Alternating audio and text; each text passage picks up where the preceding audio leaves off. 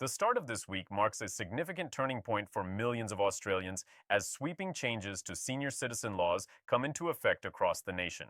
If you or a loved one is aged 65 or over, the decisions you make in the coming days could have profound implications for your financial security, healthcare access, and quality of life for years to come. This isn't just another routine policy adjustment. These changes represent the most comprehensive overhaul of senior citizen entitlements and protections in over a decade, and understanding them isn't optional anymore. Let me be absolutely clear from the outset. The changes rolling out this Monday affect everything from pension eligibility and healthcare subsidies to aged care access and concession cards. Whether you're already retired or planning your retirement in the next few years, these new regulations will touch your life in ways both obvious and subtle. The government has been relatively quiet about the full scope of these changes, which means many Australians are walking into this new week completely unprepared for what's ahead. The pension system is experiencing its most dramatic transformation first. The assets test threshold has been recalibrated, and for many retirees, this means their fortnightly pension payments could change substantially. Under the new rules, the asset test-free areas have been adjusted upward, but the taper rate has also been modified. For a single homeowner, the asset test-free area now stands at a higher threshold, but here's the critical detail most people are missing. The rate at which your pension reduces for every dollar of assets above that threshold has increased. This means that while some pensioners with modest assets might see a slight increase in their payments, those with assets just above the threshold could see their pensions reduce more sharply than before. The family home exemption remains in place, which provides relief for many, but investment properties, superannuation in pension phase, financial investments, and even personal possessions valued above certain thresholds now face stricter scrutiny. The Australian Taxation Office and Services Australia have implemented new data matching protocols that make it nearly impossible to underreport assets without facing serious consequences. The penalties for providing false information have been strengthened, with fines reaching into the tens of thousands of dollars and potential prosecution for serious cases. Healthcare access represents another major area of change. The pharmaceutical benefits scheme safety net thresholds have been adjusted, which sounds technical but has real practical impact. Concession card holders will reach the safety net after spending a certain amount on PBS medicines, after which most medications become free or heavily discounted for the remainder of the calendar year. However, the threshold has increased, meaning you'll need to spend more out of pocket before that safety net kicks in. For seniors managing multiple chronic conditions requiring several medications, this could add hundreds of dollars to annual healthcare costs. Medicare has also undergone adjustments in how bulk billing incentives work for certain age groups. The new rules provide stronger incentives for doctors to bulk bill patients over 65 for standard consultations, which should theoretically improve access to fee-free GP visits. However, the reality on the ground varies significantly by location. Metropolitan areas are seeing better uptake of these incentives, while regional and rural areas continue to struggle with doctor shortages that make bulk billing less common regardless of the incentive structure. The aged care sector is experiencing perhaps the most comprehensive changes of all. The new Aged Care Act fundamentally restructures how aged care services are delivered, funded, and regulated. For those entering residential aged care from this Monday forward, the means testing arrangements have been revised. The daily accommodation contribution has been recalculated, and the means tested care fee caps have been adjusted.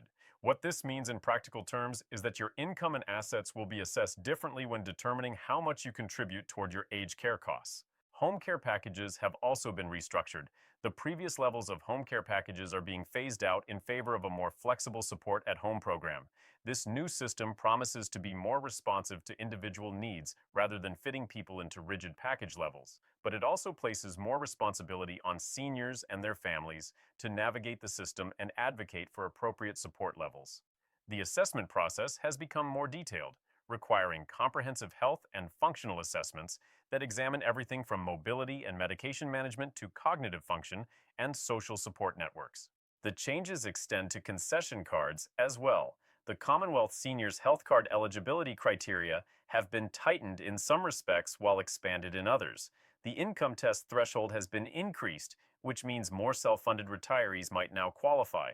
However, the definition of income has been broadened to capture certain types of investment returns that were previously exempt. This creates a complex situation where some people who previously qualified might no longer meet the criteria, while others who were just above the threshold might now be eligible. Superannuation rules intersect with these changes in important ways. The transfer balance cap, which limits how much you can transfer into tax-free retirement phase income streams, has been indexed upward. For most people, this is positive news, allowing more assets to be held in a tax-advantaged environment. However, the interaction between superannuation balances and pension asset testing has become more complex. The deeming rates applied to financial assets when calculating pension eligibility have been reviewed, though they remain contentious given current interest rate environments. One aspect receiving insufficient attention is the strengthened elder abuse protections embedded in these changes. New mandatory reporting requirements for aged care workers, stronger powers for state trustees and guardianship boards, and enhanced penalties for financial exploitation of seniors represent crucial safeguards. Financial institutions now face stricter obligations to identify and report suspected elder financial abuse, particularly in cases involving unusual transaction patterns or sudden changes to long-standing banking arrangements. The digital divide presents a significant challenge as these changes roll out. Many of the new systems require online interaction with government portals, digital document submission, and electronic communication. For seniors who aren't digitally confident, this creates barriers to accessing entitlements and managing their affairs. Services Australia has committed to maintaining phone and in-person services, but wait times have been problematic, and face-to-face service centers have reduced hours in many locations. Estate planning considerations have also shifted under the new framework. The updated rules around gifting and asset disposal for pension purposes remain strict, with the 5-year look-back period still in effect, but the assessment process has become more sophisticated. Disposing of assets to qualify for the pension or reduce aged care fees can trigger deprivation rules that treat you as still owning those assets for assessment purposes. The penalties for attempting to manipulate the system have been strengthened, making professional legal and financial advice more important than ever.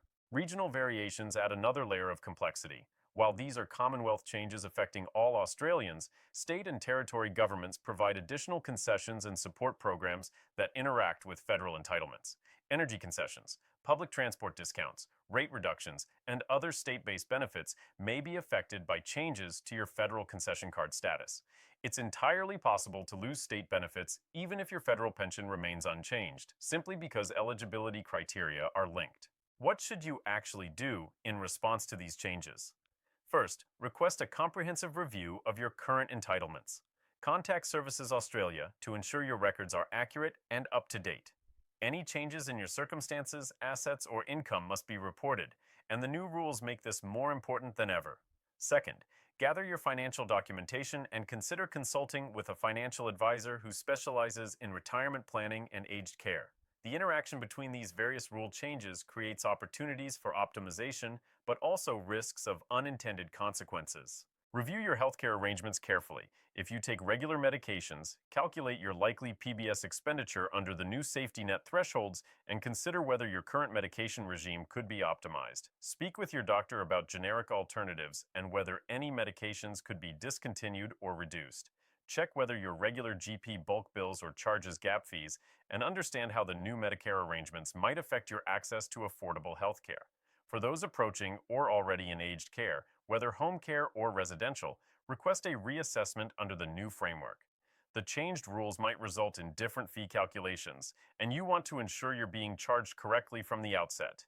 Keep detailed records of all aged care-related expenses and communications, as the new system is still bedding down and errors are likely in the transition period. These changes arriving this Monday represent more than bureaucratic reshuffling. They reflect fundamental policy decisions about how Australia supports its aging population and who bears the costs of that support. The shift toward greater means testing, increased user contributions, and more complex eligibility criteria places additional responsibility on seniors and their families to understand and navigate systems that can significantly impact quality of life and financial security. The coming weeks will reveal how these changes play out in practice. Government agencies are preparing for increased inquiry volumes. Advocacy groups are mobilizing to support confused or disadvantaged seniors. And the media will likely report on cases where the new rules create hardship or unintended consequences. Staying informed through reputable sources, seeking professional advice when needed, and proactively managing your entitlements and obligations will be essential for every Australian senior navigating this new landscape that begins in earnest this Monday morning.